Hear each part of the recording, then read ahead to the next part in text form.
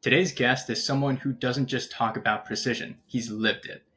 From earning a PhD in electrical engineering to designing cutting edge products at Apple to managing over 1,200 tenants in San Francisco to now leading a real estate investment firm that helps high income professionals build long term wealth, Naeem Farokhnia has made a career out of blending rigor with resilience. If you've ever wondered how to translate technical skill into financial leverage or how to stay grounded while scaling fast, this conversation's for you. Naeem, welcome to the podcast. Thank you very much, Leo, for having me. It's great to be here. We have known each other for almost a year now. I'm extremely impressed by your background, by your progress, with what you're doing. And then, yeah, honored to be here. Absolutely. So tell us, Naeem, how did you get here? What was your journey like? That was really interesting. So I am Iranian. I was born in Iran. I lived in Iran for 27 years. I guess in general, in my time, I'm almost 40 now. In my time in Iran, in general in Middle East, it was all about being engineer, lawyer, or physician. That was it. And then I'm my personality is an engineer, so I am more toward introvert side. I am very logical. My brain constantly think about um, logical things, analyzing things. So I'm naturally an engineer. So naturally, I went to engineering route. My father worked for my hometown's regional electrical company, like a utility company, for almost 37 years. My sister is still working for the same company for 20 years, has been working 20 years. So my father's friend, they were all like electrical engineer. They were contractors. They were working on substations, power system, transmission lines, transformers, all these things. So I kind of grew up in that environment. Because of my personality, I was good at math. It just naturally happened. I was good at math. The grades were good at math, and then got into engineering school. When I got into engineering school, I thought that maximum I'm going to do undergrad, I should be fine, and then I'm going to start working. And then first 2 year, I didn't do well. I had to live in a dorm. But interesting, really, so we were like three students in a 80 square feet room living together. Or another semester, it was like seven students living in a 120 square feet room. So it was intense. You had to study there, you had to sleep there. So for the first 2 years, it was a shock for me. So when I was going to go to bed and sleep around, let's say, 11 a.m. or even 12 at night, someone else was working with their computer, someone else was eating in the same room. So it was hard. It was very hard. And then on the Mm, third year, I kind of managed to focus on my courses, and then I really did well. And then I was doing really well, and then took the national exam for master's degree. I did really, really well, got into the same school for my master's degree, and then went to a lab, V2. It was a huge lab, but I really resonated with two other lab mates who were doing great. They were going to come. One of them wanted to come to Canada. Another one wanted to come to United States. At the time, I had no idea what that means to immigrate. To immigrate, right? To come to another country. What does that mean? United States. Even I should go there or not. So many questions, but since there was a really good chemistry between me and them, I just joined them. I just joined them. I showed up in the lab 8 a.m., left at 10 p.m. every day, including weekends, and then we were doing really great research, reading papers, and then naturally came up with new ideas. And then I started working together. I started publishing papers, publishing conferences. Oh, this one is accepted, and then sending journals. Journals got accepted, and then we were doing really, really well.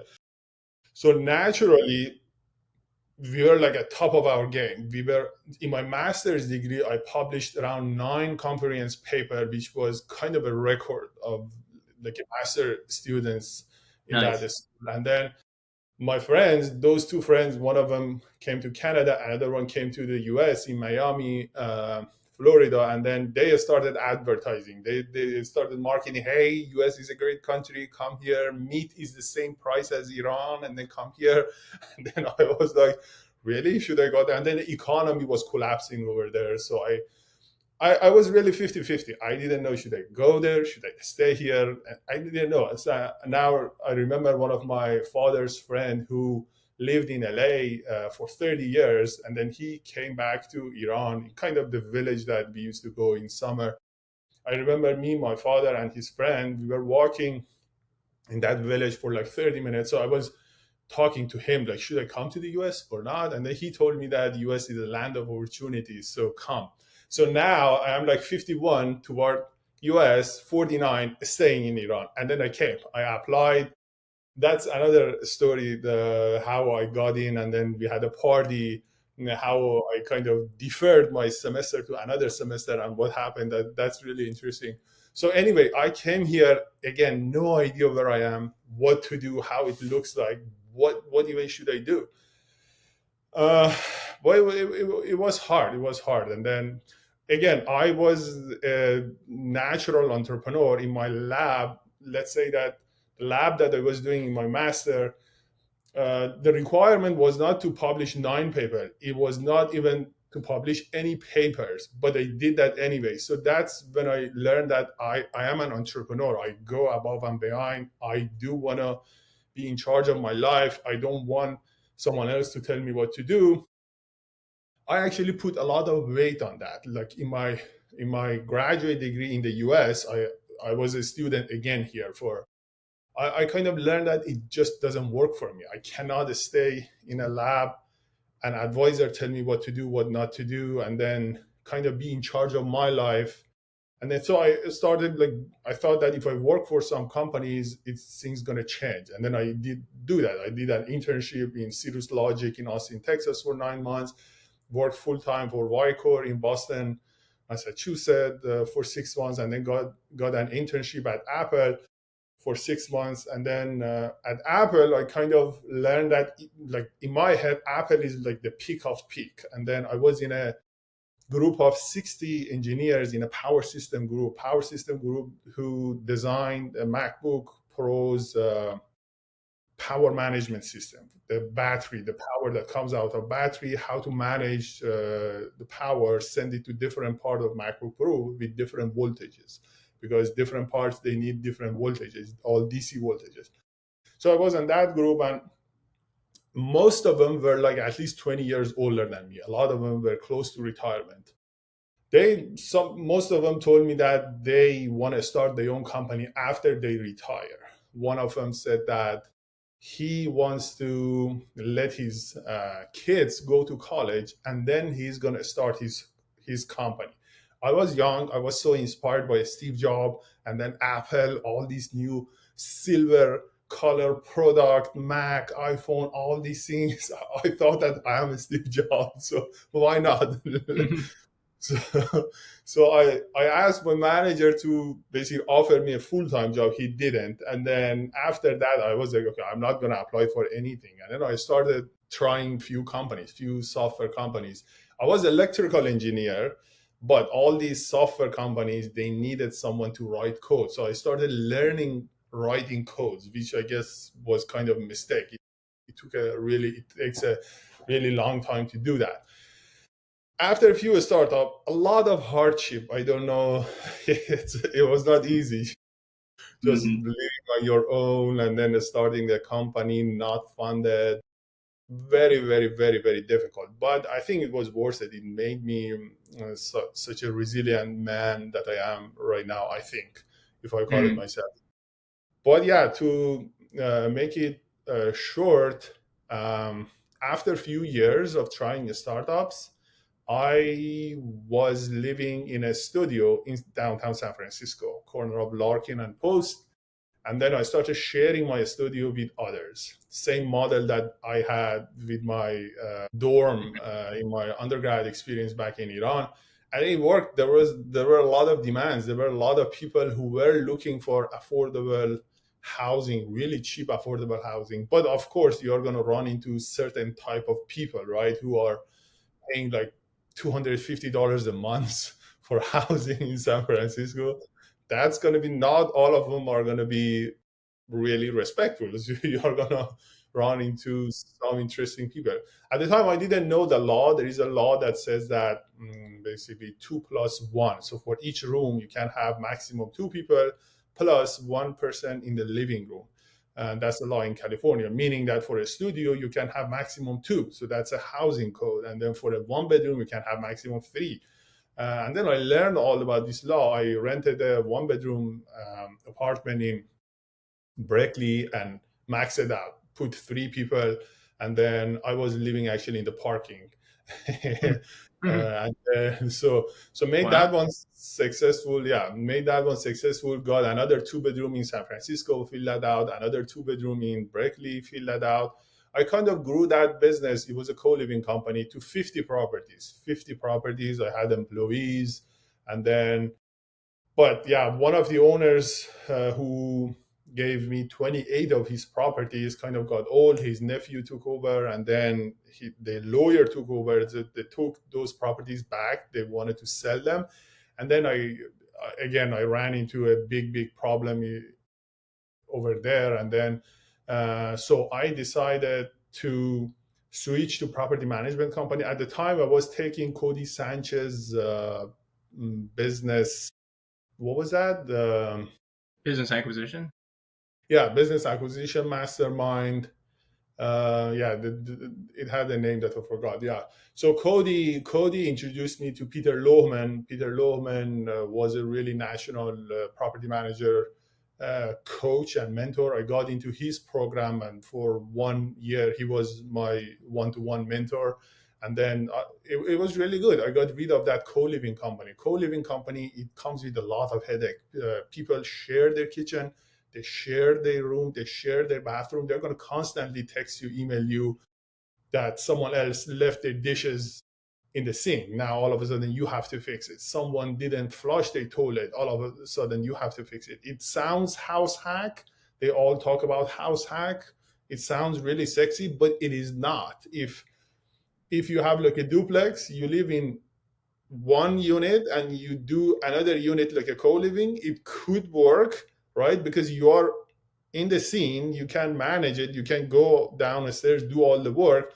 But if you want to do larger scale of 50, 100, 200 properties like co-living, oh my God, getting yourself into such a headache, and then it's just not worth it. And then we were in California, which is extremely tenant friendly. If we had a bad tenant, we could not even evict them. And then the eviction was another headache. I'm sure you have the same problem in New York Mhm. City. So yeah, I converted to the property management company with a great mentor. So I learned a lot. That was when I learned that, oh, I don't have to reinvent wheels myself, because in the co-living company or even my startups, I was reinventing a lot of wheels. I was doing everything myself, and the ego that came as an engineer so didn't really let me to learn anything. So that property management taught me a lot about the value of mentorship. A really good mentor who can solve a lot of your problems that have already been solved. So you really don't need to solve yourself again. So I kind of grew that company. I still have that company. That's where the basically good amount of income comes from. My rent, food, everything's come from. And then after running into a few property owners who really didn't appreciate all my efforts, I thought that I should manage my own properties instead of someone else's properties. Someone told me to listen to this podcast, and then I did. I joined their mastermind about basically multifamily apartment buildings, syndication, how to own your own large apartment buildings. And then I did that. I learned a lot, but that was not enough. And then I think that's a trend with a lot of masterminds these days. They promise you something, but they never deliver. They never deliver 100%. They may give you 70 or 80, but it's never enough to get the results that they promise you. So you really should go above and beyond, use a lot of other resources to get the results. So after that, I kind of thought that it's going to be a good idea to get into capital raising, because that's the most important part of syndication. I did that. I think we are taking the same course. We have been together for almost a year now. And then that's where I am right now. Yeah. Nice. Well, thanks for sharing that. It's quite a long journey with a lot of winding paths and ups and downs and stuff. I'm sure there's a lot that you've learned along the way and that we can dig into.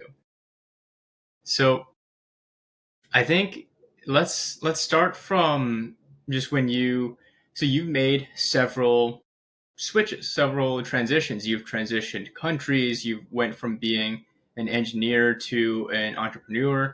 You've went from managing spaces to units to now capital, right? There's like a few different changes throughout. But when you look back, do you see any commonalities to what made you want to change or how you evaluated a change before you've made that leap? Yeah, I think the source of all these changes came from my height. So I'm 6'6". In the US, for a man, it's highly admired. Like 6'6" men are Yeah. highly admired. Everyone is after them. I cannot tell you how many times I went to a grocery store. A guy, I don't know why a guy, but a guy approached me, asked me, "Are you 6'4"? Are you 6'2"?" And they are so excited. I'm like, "No, I'm 6'6". They are like, "Wow, cool, man!" All these things. So this story is very different from Iran, right? Mm-hmm. In Iran is the opposite. Hmm. Tall men are mocked, tall women are admired. In the US is the opposite. Like tall women have a hard time. Tall women have a hard time. Tall men, it's really good for them. So for me, when I was in Iran, I was the same, 6'6". So I was being mocked, Nash for 20 years. So for 20 years, I kind of try to, um, in my head, convince myself that I'm normal, right? I'm like anyone else. I'm not out of shape or anything weird or anything like that. But I was weird in I guess other people's eyes. But I tried to blend in. That was my mistake, right? For 20 years, I tried to pretend that I'm not who I am, right? So there was a part of me which was out of my control, but I try to control that. I try to pretend that I'm not as tall as I was. That was a mistake. When I came to the US, I learned that I have to accept who I am, especially that part of my body or brain that I don't have control over. So for my height, I accepted this is what it is. You like it or you don't like it. This is who I am. If you don't like it, totally fine. I don't have to hang out with you, right? So for my personality, I don't know, I learned that in my personality, which is an engineer, kind of introvert entrepreneur, I cannot pretend that I am engineer, right? I cannot pretend that. I cannot pretend that I have a manager who can tell me what to do. I have a lot of friends. In fact, 90% of my friends are engineers. They are still engineers. They work in an office. They report to a manager. They are fine. I'm not fine. I cannot pretend that I'm like others because I'm not, right? Plus, I have a misophonia. I don't know if you know about that or not. Mm-hmm. Misophonia is a little bit of, I guess, you could call it brain disorder that makes you sensitive to normal noise, like chewing gum, chewing food. I think 300,000 people in the US have that problem. So when I'm in an office, someone start typing in the keyboard, it triggers my brain. It distracts me. It doesn't let me to Mm. work, and sometimes it makes me angry, which is again out of my control. I cannot pretend that I'm a normal human. I can work in office. I cannot. So I have to get out of office. I have to work from home. So basically so instead of pretending that I'm like anyone else, I said that I'm entrepreneur. That comes first. Now I have to find an environment that let me be who I am because I cannot change it. I don't have control over it. Naturally, I came to the California, so I learned about California. It's an entrepreneurial state. It values entrepreneurs. It values business owners. So I came to California. I lived in San Jose, Sunnyvale, Palo Alto, Menlo Park, San Francisco, Berkeley, back to San Francisco. uh, and then I just tried all these things. I tried different companies. It's a lot of rejection, a lot of setbacks, but that doesn't. I mean, during the way, a lot of people, especially my close friends, told me go back to engineering, apply for engineering. I said I can't do that. It's just not feasible. It's just not possible, and I didn't.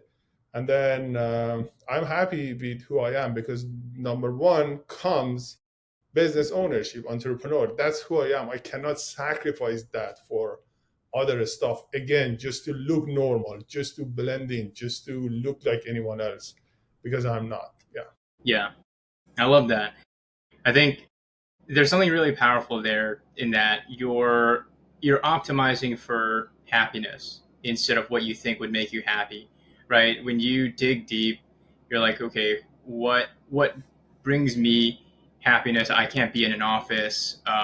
Here's who I am, and you sort of had that courage to go after it, right? Which I think in America is very powerful. It's one of the spirits of America is to go after what makes you happy. It's the pursuit of happiness, right? So for you to do that, that was very powerful. Did you learn that here, or was it something that you developed? I learned it here through hardware, trial and error, through experience. Like, again, I suffered from my height for 20 years in Iran. And then when I came here, everyone was really inspired by my height, which is really Yeah, stupid. I don't even know why should people like tall guys or not like short guys. I mean, it's out of people's control. Height is not something that people can control. It's just stupid, but it is what it is. So based on that, I really learned that. I mean, after 20 years of suffering, I said to myself, I can't do that anymore. I don't like being in an office. I cannot report to a manager. So it's not worth it. I'm not going to do that. So I took that risk. And then that's where I am right now. Yeah. yeah.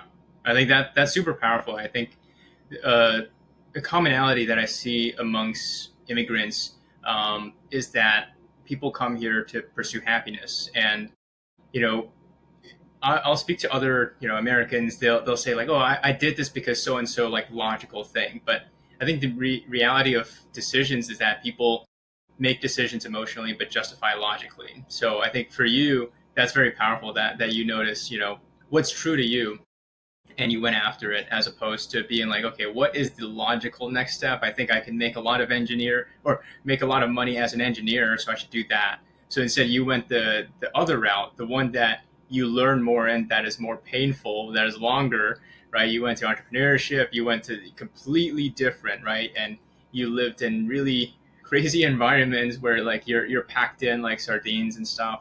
So yeah, I think all that is very powerful. Um, Thank you.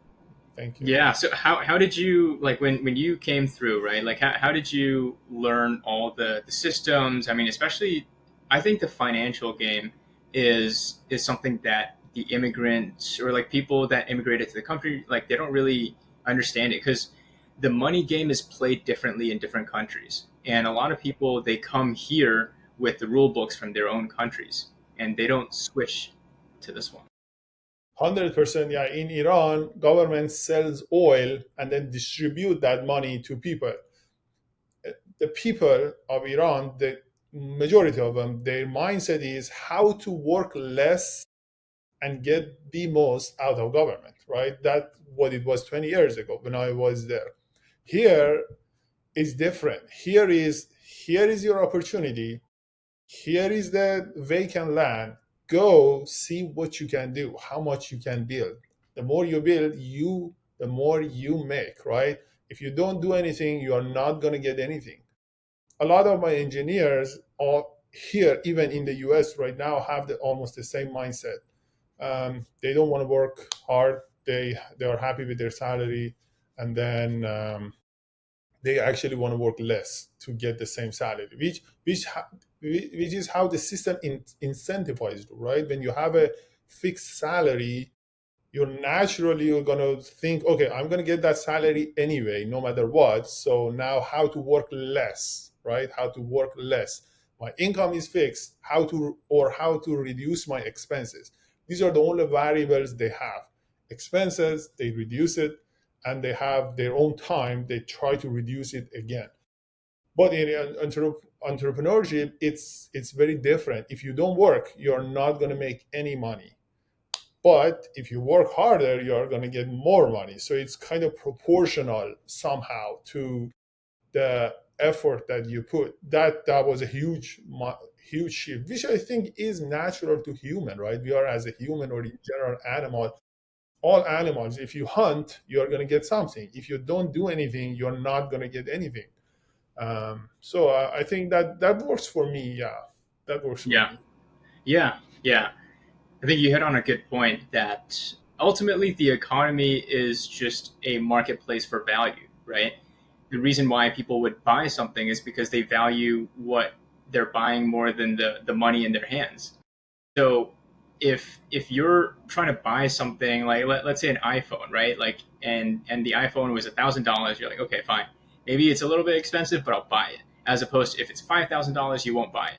So the beauty is that as an entrepreneur, you're in that field. You're in the arena of creating value and capturing value in exchange. So you have to do work that is valuable, that is valued by others more than the money that they have in their hands to make that swap. Otherwise, that wouldn't happen, right? And Yeah. for you, you've done it in many different fields, from your co-living to doing property management to now investments. So, how did you create your company? How did you create a compelling value? How did you get your first customers and all that? Yeah, I mean, I'm on my toes. I like twice, three times a week. I'm thinking, okay, what about if someone else comes to town, has better property management operation system? They're going to take me out of business. I'm thinking about it almost every day. So I'm not going to be surprised if someone does it. And then, so because of that, I'm thinking how to equip myself, my brain, to all the necessary tools so I can really, really be ahead of my time and others. So I'm actually doing that. I'm not just preaching that. Since my property management company, I learned that I have to work with the best coaches ever possible. Doesn't matter how much they charge. I have to work with the best of best. I have to live in the best town. I have to live in the best neighborhood. I have to live in the best apartment building. I have to work with the best landlord. I have to work. Everything has to be best of best. That's how it works. That's how Elon Musk of the world are doing that.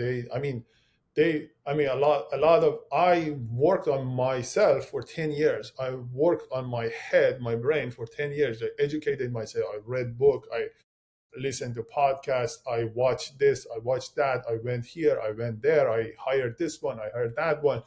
Now that I'm good with what I did, now it's time for others, right? So you just do the best that you can with people that you're working with. And then I think naturally it should take care of itself. Yeah. Hmm. Yeah, that's very interesting because I think there's this mindset, especially amongst immigrants, that money is the scarce resource. It's very valuable, so therefore you should cherish it and not use it. But Yeah. what you're saying is that you want to work with the best coaches, live in the best places, learn from the best people. You want ROI on your investment. You don't want to avoid spending money. I think that's a huge change in mindset from sort of call it the immigrants to becoming an American, right? Yeah, yeah, that's very true. I've always kind of lived in abundance. In my high school, I caused a lot of troubles with my teachers. I was never the good kid who just were quiet and like a really favorite teacher's kid. I was not that. I was making trouble. I was making fun of teachers.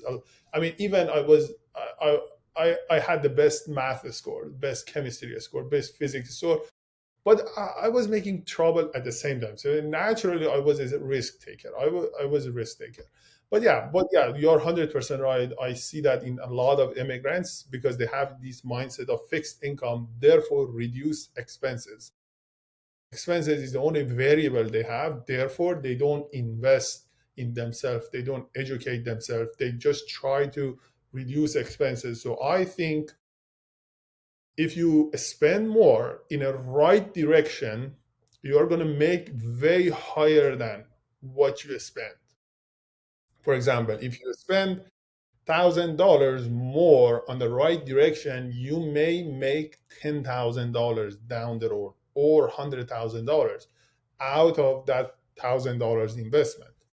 So, so first of all, I do believe that I have to invest in myself. Second, I'm very careful where I allocate that money. I am very careful who I hire to kind of educate me.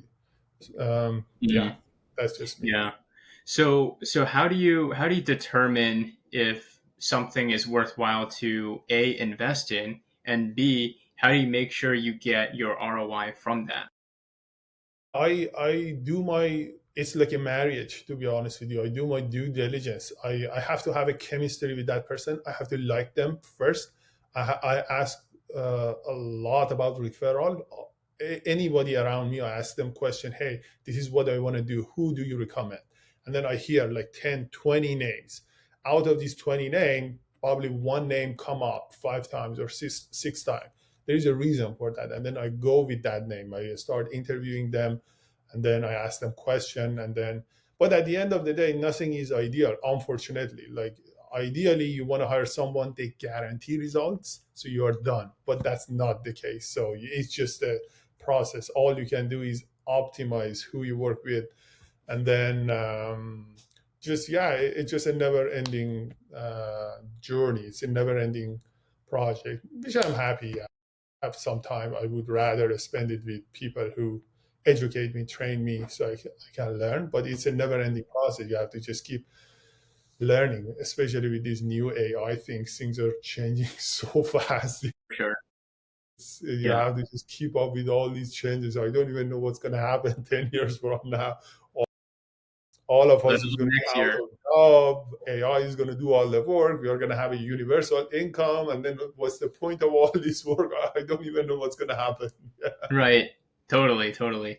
And the way I view it, uh, the way I look at ROI is I take a look at, let's say, what is the investment and how what will make this investment a success for me. So usually, when I'm investing in stocks, for example, it's a 2-to-1 ratio. But when it's something kind of intangible like coaching or some sort of knowledge resource, it might be a 3-to-1 or a 5-to-1. So hey, like if I'm putting in 10,000, how can I get 50,000 in value?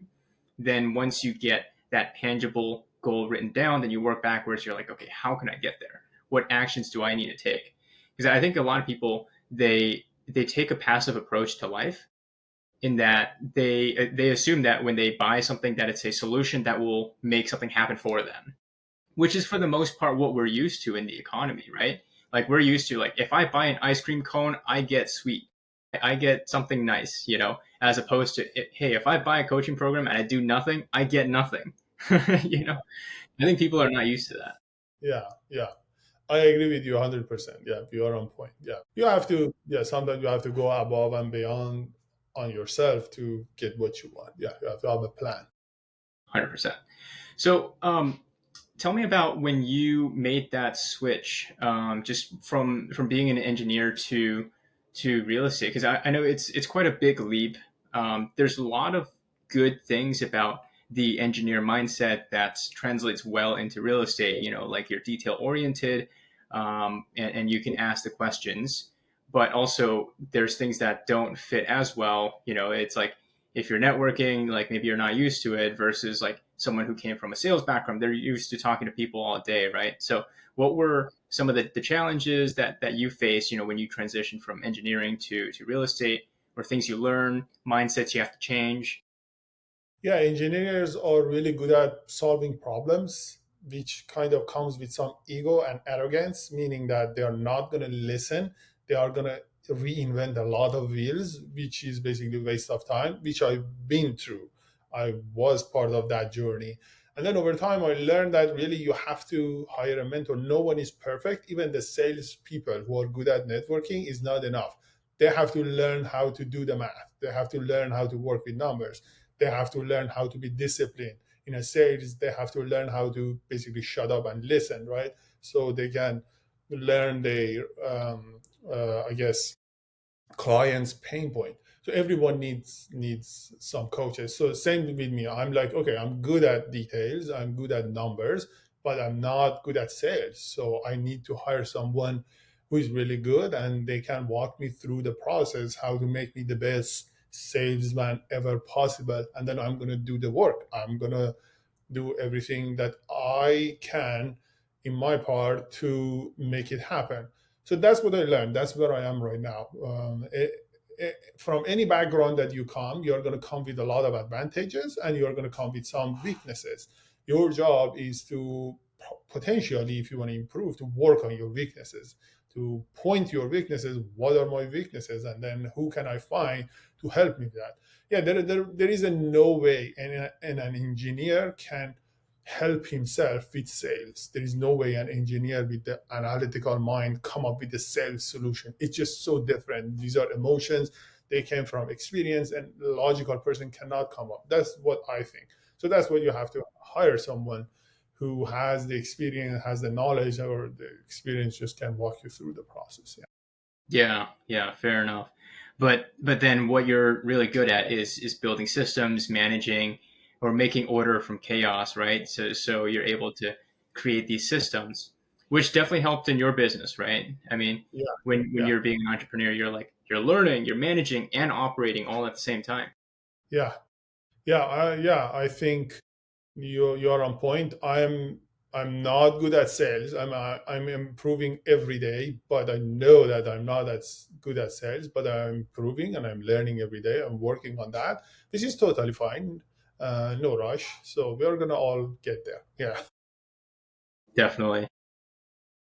On that question, actually, so when you're running your property management business, like how were you able to balance or optimize learning and managing the business and operating all at the same time? Do you have like systems, your checklists? Yeah. So as I told you, I work with the best, I guess, property management coach one to one for 1 year. So I learned a lot, which was really helpful. I learned about software that helps property management companies to do the accounting. I learned about another software that kind of is like a CRM, manages all the new leads and the numbers, email, everything. And then I learned about accounting firm that does the accounting really simple. Now I actually learned property management accounting is one of the most difficult accounting of all time. It's really difficult. It's regulated by the state. It's not like you are the owner because you are managing someone else's property. Oh my God, everything, trust account, everything is regulated. You have to go with the book. And then I just learned everything. And then I do property management software myself. I do the accounting part, QuickBooks online myself. And then I learned everything. And I'm learning every day. The good thing about that is I have people who are ready to help me when I have a questions. That's the good part. So I'm not stuck. I know that the last thing what I want to do is to again solve it myself. If I have a problem, there are thousands of people who have already been there and solved it. I really don't want to waste my time doing that because the best thing I can do after 7 hours is just come up something close to what they are going to tell me 10 minutes. So just book a call and then they're gonna that's their expertise like a doctor or a dentist. I don't fix my tooth myself, so book a call and then they're gonna give you advice in 5-10 minutes. They're gonna charge you for that 10-15 minutes, totally fine. And then boom, now you are learning. You're I think, yeah, property management, I think I'm really good at it. I'm very good at it. I know a lot of in and out of landlord tenant laws, property management, lease agreement, software, accounting, everything about property management. I live in San Francisco, which is the most tenant friendly town in the world. And then if I can do it here, then I can do it anywhere. All other towns and states, they are going to follow San Francisco and California as a lead at some point. It could be 5 years from now or 10 years from now, but they are that's the direction they are all going to go. Yeah. Mm, definitely. So I think wrapping up on the conversation, I have a few more questions for you. So looking back on your journey and all the ups and downs and winding of it, what would you say to your 30-year-old self? So 10 years before. Yeah. I would say the first thing you do, hire a coach. Don't do it yourself. That's what I thought. Like I thought that okay, when I moved from Iran to the US, totally different country, new country. I didn't know anyone here. What I didn't do, I didn't hire a coach, right? I tried to think about everything myself. Same thing when we die as Christian, Muslim, or whatever religion we have. If we believe in a next world, same thing is going to happen to us that happened to me 15 years ago, right? We are going to go to another world. It's completely new. We have no idea what's happening, no idea what's going on. We're totally new. That's what I would do if I die and go to the next world. I would look for a mentor. For the first thing I would do, I would like, okay, shut up, shut down your brain, and then go find someone who has been there, experienced, a good person. Just shut up and listen to them for the first 10 years, and then just shut up and listen to them. Do whatever they ask you to do. And then after 10 years, you are going to be on your own. Do whatever creativity you want to have. That's fine. But first 10 years, just shut up and listen. Yeah. I like that. So where would you want to be in 10 years time? Let's say when you're 50. Oh, great question. I love that question. Didn't think about it, but I really want to be in the private equity, um, basically industry field. I want to have a lot of assets under management, not just to have $1 billion or under management, just to have enough money so it gives me powers to fund causes that I care about. It's either cancer or homelessness or educating third world countries. There are a lot of problems in the world, even in the US, even in San Francisco. There are even in myself. I mean, we are all human. We get sick, we die, we have a lot of emotional problem, we have drama. It's just a lot of them. So I do want to contribute. I do want to contribute to the pains that we all go through as human as much as I can. That's my goal. Yeah. Nice. So two more questions. First off, how can the audience connect with you and like learn more, chat and things like that? I would love to connect with them on LinkedIn if they have it. I don't know if they can see my name in the description or I'll on include this. the link. Okay, yeah. So Naeem Farokhnia, Google me, find me on LinkedIn, connect me on LinkedIn, and send me a message. I will accept your request, and then send me a message. I would love to chat with you. That's number one. I mean, you can go to my website, redwoodcrest.com, and fill out the form if you want. Send me a message. I'm going to receive that message. I'm going to contact you. But yeah, on social media, feel free to connect me. My email is naeem@redwoodcrest.com. Yeah, happy to chat. Nice. Final question. I'm a big believer in taking action and being intentional about consuming content, right? So I want the listener to take action. So speak directly to the listener here. What is something that they can do that takes, max 2 to 5 minutes that will move their needle forward meaningfully today? Okay, so here is what I recently learned. I love to share it with you so everyone can understand what everyone else talks about action. Here is a root cause. There are several parts in our brain. Small part is us. The big part is emotional part, which is not us. So the emotional parts does what emotional parts want. There is another part, lizard brain, which is again is not us. It's separate from us. Lizard brain functions differently from us. That's why at 10 p.m. at night, you set up your clock at 6 a.m. The clock goes off at 6 a.m., but you don't wake up. You turn it off. Why is that? Because the lizard brain at 6 a.m. is in all full function power, does not let you to take over. So basically you have to understand what happens when you set a goal and you don't do it, because there are big part of your brain that does not listen, you don't have control over, and you have to learn about that, how to work with that. So yeah, after you know about this dynamic of the brain, you have to be kind of patient and try to work with your brain. Your brain is like a kid. You have to work with it. You cannot force it. If you force it, it's going to backfire. You cannot shout at it or yell at it or disappoint it. It's just all going to backfire. Like a kid or like a dog, you have to work with it. You have to constantly work with it. Don't be disappointed. If you decide to do something, but you didn't, it's not you, it's someone else. It's your roommate in your brain that basically didn't let you to do that. It's going to happen over time. Just keep doing that. Do not blame yourself. It's not you. It's not your fault. So there's another part of your brain. You have to work with that. Like a dog, like a kid. It's just you have to work with that. You have to keep trying and don't be discouraged at all. It's not you. You did a good job that you made the decision in the first place. Hmm. So training your brain so that you can get better results that you want out of life.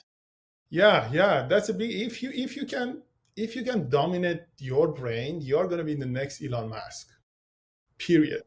Trust me. Like everyone wants to be Elon Musk, but they cannot. Why is that? Because they don't know how brain works. Hmm. Yeah, everyone wants to take action. Everyone wants to be like Max, but they can't because they don't know how the brain works. Hmm. So almost to learn the hardware that you're working with, right? Learn the car that you're driving in, how it handles the curves, how it accelerates, decelerates, what kind of maintenance it needs. And then once you have control over that, then you can go where you want to go with better precision. Yeah. Nice. Well, thanks for coming on, Naeem. Thank you. It was great talking to you. I will see you soon. Definitely.